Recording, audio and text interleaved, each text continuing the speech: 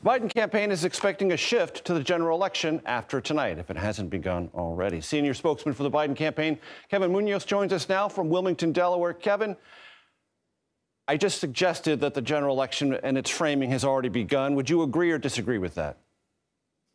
Look, what's going to be really clear tonight to a bulk of the American people that have been focused on their everyday life is that this is going to be a rematch between President Biden and Donald Trump. And so by all the metrics that matter to us as we look towards this general election, we are on stronger positioning. We have a stronger coalition. Donald Trump has seen huge divisions. He doesn't have an operation for a general election campaign. We have $130 million behind us. And on the issues, we are on the right side of abortion rights, gun violence, and tax cuts. And that's what we're going to focus on in this race. Is North Carolina a battleground state for your campaign? And if so, why?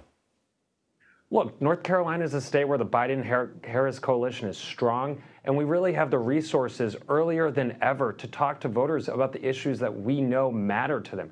You saw MAGA Republicans in that state actively override a veto on an abortion ban, and we know this is an issue that matters so much to so many voters. So we're going to be talking to people across the state. We announced to state staff there already, and we'll be talking there aggressively. Kevin, as you well know, there are two polling Achilles heels for the president's reelection campaign: perceptions of the economy and what his policies have done to people's pocketbooks, and immigration.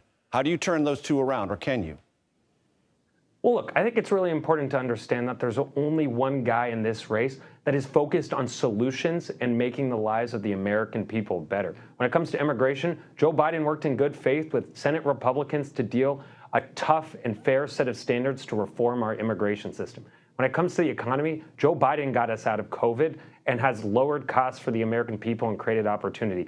I think what we want the American people to understand is that there's a choice between action and inaction, and Joe Biden is fighting for the middle class here. We know polls come and go, and we're going to continue to focus on taking that message to every single American that will decide this election. Kevin, you're experienced. You're not a novice at this at all. You know what consistent polling data says. It means it's more than a trend. It's becoming almost concretized.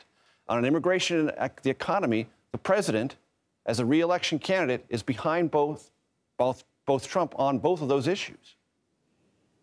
Oh, look, there was a poll this morning that had us up in Pennsylvania. There was a poll last night that had us up nationally. I think we are looking at the full suite of polls and also elections. And when you look at election after election, Joe Biden is consolidating his base because they know the stakes of this election, whereas Donald Trump is seeing serious hemorrhaging with the voters that'll decide this election, including those in the suburbs and women voters. At the same time, Major, we know we have to earn, not ask for the support of our coalition. So we're going to put in the work. And the good news is we have the resources and time to do just that. What are you looking at tonight, Kevin, as you see results coming in? There are efforts to, if not replicate what happened in Michigan, 100,000 or so voters voting uncommitted, but in other states like Minnesota, Massachusetts, Colorado, California, some efforts to try to get uncommitted to send another signal to the Biden White House about Israel, Gaza, and, if not dissatisfaction, a look for some other either rhetoric or policies there.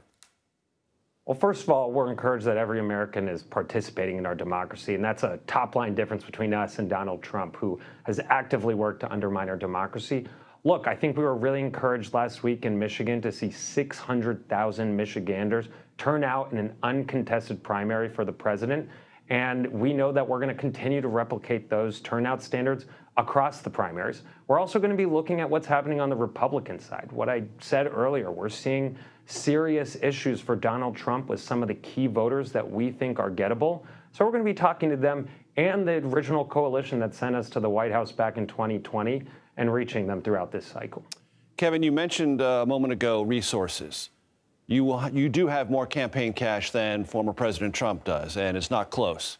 But that campaign cash only materializes in ways that can move polls if you're spending it on things people can see. When is that going to start happening? Well, look, I think we've been starting in earnest to reach the coalition that is decisive to this election back in August with a historic investment into Black and Hispanic media. At the same time, we know the work that we need to do, especially come spring and summer, when voters are finally deciding and thinking about the choice that's going to be in front of them. So throughout this month, throughout the spring and the summer, you're going to see more offices opening. You're going to see a paid media program really begin to scale up. and be doing the outreach that we know matters, person to person, friend to friend, about the stakes of this election and how Joe Biden is delivering for them. Coming to us from Wilmington, Delaware, the campaign headquarters of Biden-Harris, Kevin Munoz, thank you so very much.